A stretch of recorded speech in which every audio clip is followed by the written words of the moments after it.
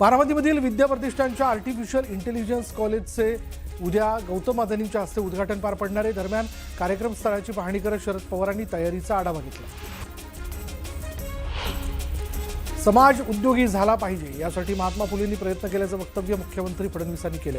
तर त्यांचं नाव असलेल्या बँकेची 25 वर्षांची वाटचाल चांगली असल्याचं ते म्हणाले। अमरावतीमध्ये एका चिमुकलीने मुख्यमंत्री फडणवीसांसोबत फोटो काढण्याची इच्छा व्यक्त केली। यावेळी मुख्यमंत्र्यांनी चिमुकल्यांसोबत फोटो काढला। सिल्लोड तालुक्यात आमदार अब्दुल सत्तार यांच्या हस्ते विविध विकास कामांचं लोकार्पण पार पडलं। 7,50,00,000 रुपयांच्या विविध विकास कामांचं लोकार्पण आणि मंजूर कामांचं भूमिपूजन आमदार अब्दुल सत्तार यांच्या हस्ते संपन्न झालं। ओमराजे निंबाळकर यांना सह्याद्री भूषण पुरस्कार देण्यात आला। साल्हेर किल्ला जो तो केवळ उंचीचा नाही तर शौर्य, स्वाभिमान आणि स्वराज्याच्या इतिहासाचा सर्वोच्च शिखर मानबिंदू असल्याचं निंबाळकरांनी म्हटलं। मराठा आंदोलक मनोज जरांगेंची प्रकृती खालवली। उपचारासाठी जरांगे छत्रपती संभाजीनगरच्या गॅलेक्सी रुग्णालयात दाखल झालेत। त्यांना ताप आल्याची प्राथमिक माहिती आहे।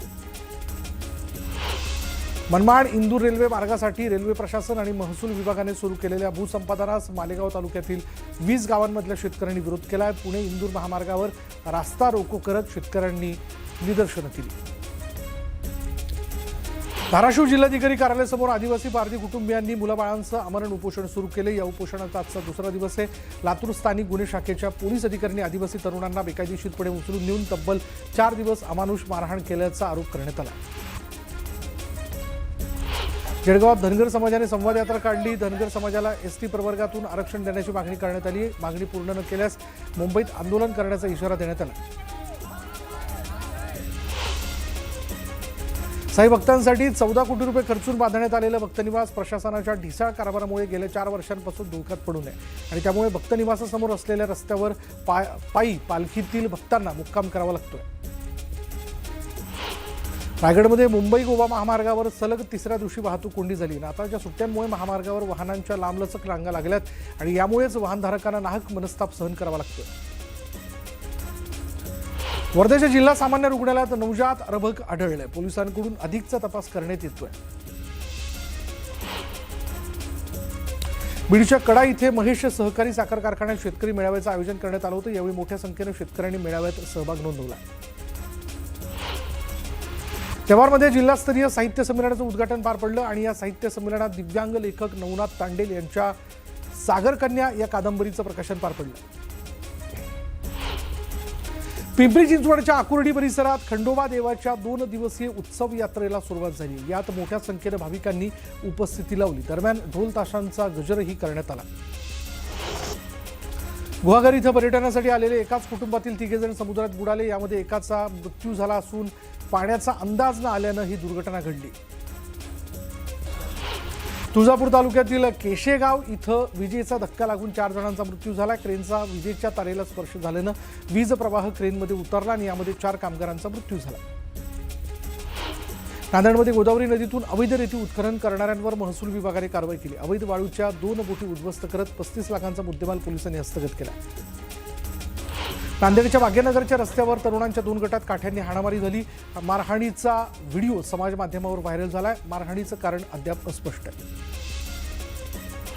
बुलढाण्यामध्ये नांदुरा ते मोताळा महामार्गावर अवैध वाळू वाहतूक करणाऱ्या वाहनांचा अपघात झाला आणि यात 4 जण जखमी झालेत। यावेळी वाळू महामार्गावर टाकून वाहन चालक पसार झाले।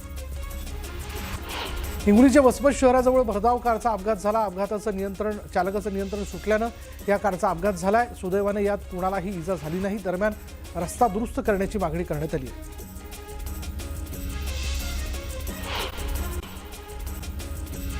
मिलिंद नार्वेकरांनी राज ठाकरेंची भेट घेतली आहे। दोन्ही नेत्यांमध्ये 15 ते 20 मिनिटं चर्चा झाली। जागावाटपाला पूर्ण विराम मिळाल्याची माहिती आहे। कोल्हापूरच्या महाडिक कुटुंबातली 3री पिढी राजकीय आखाड्यात उतरली आहे। धनंजय महाडिकांचा मुलगा कृष्णराज महाडिक यांनी शक्ती प्रदर्शन करत मनपा निवडणुकीसाठी उमेदवारी अर्ज दाखल केला। नाशिकमध्ये भाजपकडून 122 जागा लढण्याची तयारी सुरू असल्याची माहिती आहे। तर शिंदेंच्या शिवसेनेचा 45 जागांचा प्रस्ताव भाजपने अमान्य केलाय। भाजप शिवसेनेला 35 जागा सोडत असल्यानं चर्चा फिसकटल्याची माहिती सूत्रांनी दिली आहे। पुण्यातील जागांसंदर्भात अजित पवार आणि उदय सामंतांमध्ये प्रदीर्घ चर्चा झाली। पुण्यात राष्ट्रवादी आणि शिवसेना एकत्र येण्याची शक्यता आहे। पुण्यात नवीन समीकरण जुळणार असल्याची शक्यताही वर्तवण्यात येते।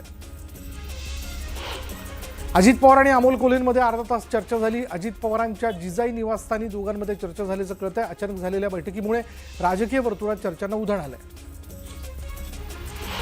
आदित्य ठाकरे नाशिक दौऱ्यावरती आहेत। त्यांनी यावेळी वृक्षप्रेमींसोबत संवाद साधला। दरम्यान त्यांनी तपोवन परिसरातील झाडांचीही पाहणी केली।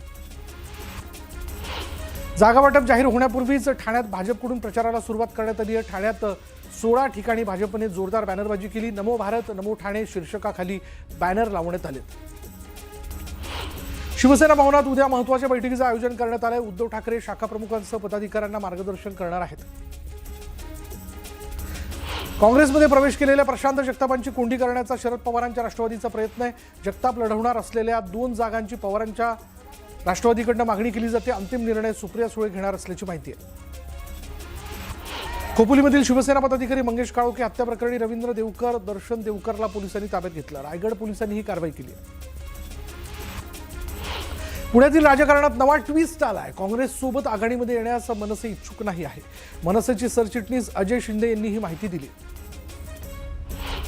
जालन्यात महायुतीच्या जागावाटपाची चर्चा अंतिम टप्प्यात आलेली आहे। लवकरच जागावाटपाचं चित्र स्पष्ट होणार असल्याचं रावसाहेब दानवेंनी सांगितलं।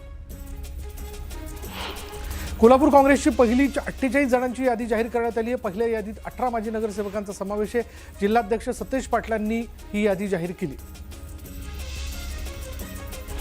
चंद्रपूरमध्ये आम आदमी पक्षाने उमेदवारांची पहिली यादी जाहीर केली आहे। पहिल्या यादीत 66 पैकी 10 जणांचा समावेश आहे। दरम्यान महाविकास आघाडीने फसवणूक केल्याचा आरोप आम आदमी पार्टीने केला। धुळ्यात भाजपच्या कोर कमिटीची महत्त्वाची बैठक संपन्न झाली। धुळ्यात भाजपने 55 जागांवर दावा केलाय, तर उमेदवारीबाबत मुंबईत अंतिम निर्णय होणार असल्याचं जयकुमार रावल यांनी म्हटलंय। अमरावतीमध्ये ठाकरेंच्या शिवसेनेचे नेते गजानन लवटेंनी भाजप खासदार अनिल बोंडेंची भेट घेतली। या अचानक झालेल्या भेटीमुळे राजकीय वर्तुळात चर्चांना उधाण आलंय। तळेगाव दाभाडे नगर परिषदेत नवनिर्वाचित नगराध्यक्ष संतोष दाभाडे आणि सीओंच्या उपस्थितीत बैठक झाली। बैठकीत शहराच्या विकासाबाबत चर्चा करण्यात आली। यवतमाळमध्ये ठाकरेंच्या शिवसेनेत अंतर्गत गटबाजी असल्याचं समोर आलंय। शिवसेनेने नगर परिषद निवडणुकीत 58 पैकी 33 जागेवर आपले उमेदवार उभे केले होते, मात्र एकही उमेदवार निवडून आलेला नाही।